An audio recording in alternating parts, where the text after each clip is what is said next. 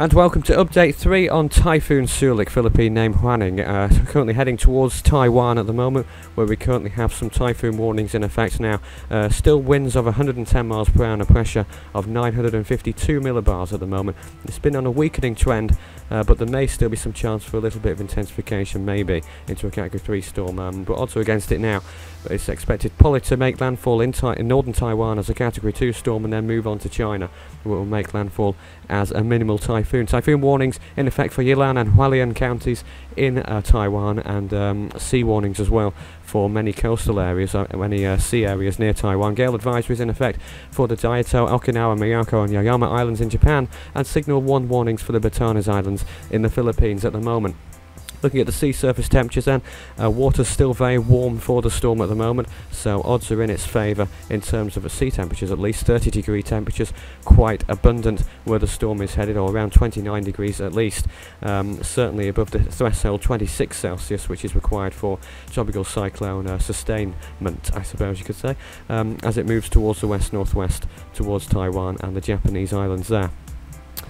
So this is the latest satellite imagery. You can see how the eye has maybe collapsed slightly over the past 24 hours, but it's resurged, you could say, towards the last few frames. They're starting to pop out again and could develop and maybe intensify just a little bit before making its final approach to Taiwan. This is the floater imagery.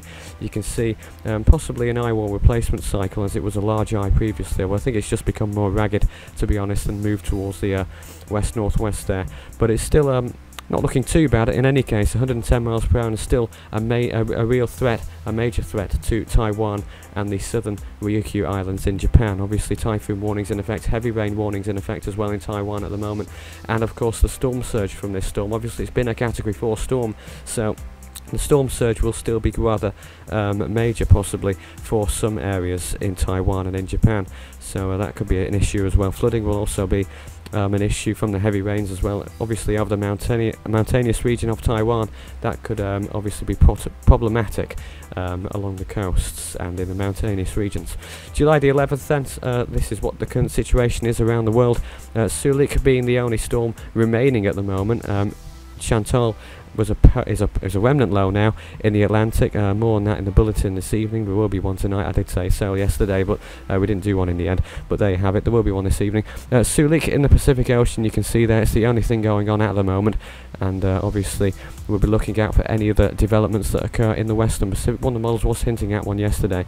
I'm not sure if that's still the case, but we'll try and find that one out for you. 2013 compared then, so far 6 tropical storms, 2 typhoons, if I can say it properly, and the first category 3 typhoon or higher being in the form of Soulik, reaching category 4 intensity, peaking as 145 mile per hour winds, now down to 110, but still quite an impressive storm at the moment.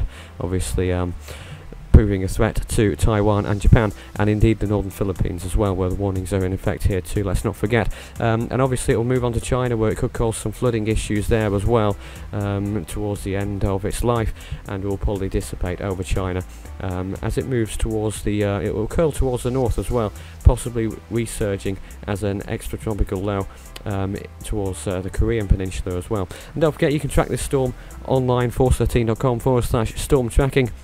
That will show you the overview area, which will show you which storms are currently active, and the tables at the top and bottom, which you can see at a glance which storms are active and what warnings are in effect. But you'll want to go more in depth to see which storms are the storm tracking map, and of course any warnings in more detail. Obviously the latest will be updated on the website in between videos, so make sure you check it out. force13.com/storm tracking is the main page. But that's it for now. The bulletin will be coming up at around midnight UTC tonight on the morning of Friday, July the 12th.